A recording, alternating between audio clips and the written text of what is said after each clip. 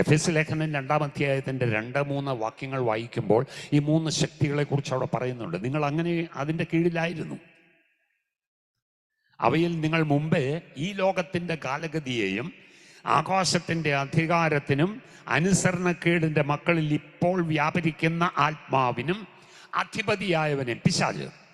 സ്വതന്ത്രം. ലോകത്തിൻ്റെ കാലഗതി, ലോകം. 2 പിശാച് അനുസരിച്ച് നടന്നു. അടുത്തത് ജഡം. 3-ാം വാക്യം. അവരുടെ ഇടയിൽ നാം എല്ലാവരും മുമ്പേ നമ്മുടെ ജഡമോഹങ്ങളിൽ നടന്നു. സ്തോത്രം. ഹല്ലേലൂയ. അപ്പോൾ അമാലേക്യ പോരാട്ടം എന്ന് പറഞ്ഞാൽ ജഡിക ശക്തികളാണ്. അത് തലമുറയായിട്ട് പോരാട്ടമുണ്ട്. അതിന്മേൽ നാം എന്ത് ചെയ്യണം? സ്തോത്രം, ജയമെടുക്കണം. ഹല്ലേലൂയ. സ്തോത്രം. കർത്താവായ യേശു ക്രിസ്തു ഈ ഭൂമിയിലായിരുന്നപ്പോൾ 12 ശിഷ്യന്മാരെ താൻ ചേർത്ത് പിടിച്ചു. അതിനകത്ത് ഒരുത്തൻ മാത്രമേ നശിച്ചു പോയുള്ളൂ. ബാക്കി 11 പേരെയും യേശു സൂക്ഷിച്ചു. ആ നാശയോഗ്യം മാത്രമേ പോയുള്ളൂ. യേശു പിതാവിനോട് പ്രാർത്ഥിക്കുമ്പോൾ യോഹന്നാന്റെ സുവിശേഷം 17-ാം അധ്യായത്തിൻ്റെ 14, 15, 16 വാക്യങ്ങൾക്കകത്ത് പ്രാർത്ഥിച്ച ഒരു കാര്യമുണ്ട്.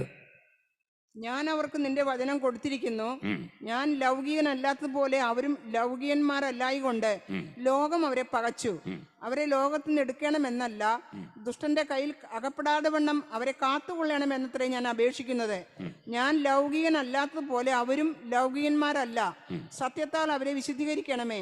നിന്റെ വചനം സത്യമാകുന്നു. മതി. സ്തോത്രം. ഞാൻ ലൗകികനല്ലാത്തതുപോലെ അവരും എന്തല്ല. ഹല്ലേലൂയ. ദൈവമക്കളെ, സ്തോത്രം. വിശുദ്ധിയും വേർപാടും ജീവിതത്തിലുണ്ടെങ്കിൽ സൂക്ഷിക്കുന്ന ഒരു ദൈവമുണ്ട്.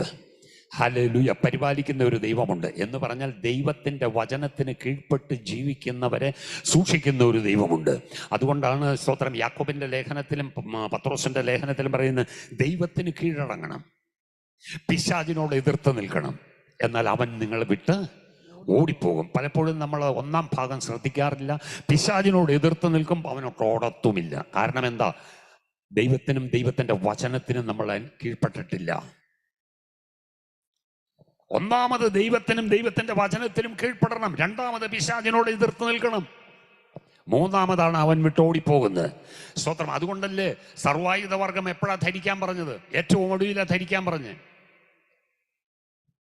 കർത്താവിൻ്റെ ബലത്തിൽ, അമിത ബലത്തിൽ ശക്തിപ്പെടാൻ പറഞ്ഞിട്ട് ധരിക്കാൻ പറഞ്ഞത് ഒടുവിൽ, ഏറ്റവും ഒടുവിൽ. അതിനു മുമ്പ് കുറെ ക്രമീകരണങ്ങൾ പറഞ്ഞിട്ടുണ്ട്. ഭാര്യ, ഭർത്താവ്, മക്കള്, യജമാനൻ, ദാസൻ, ഉത്തരവാദിത്വങ്ങളുള്ള എല്ലാ പോസ്റ്റും.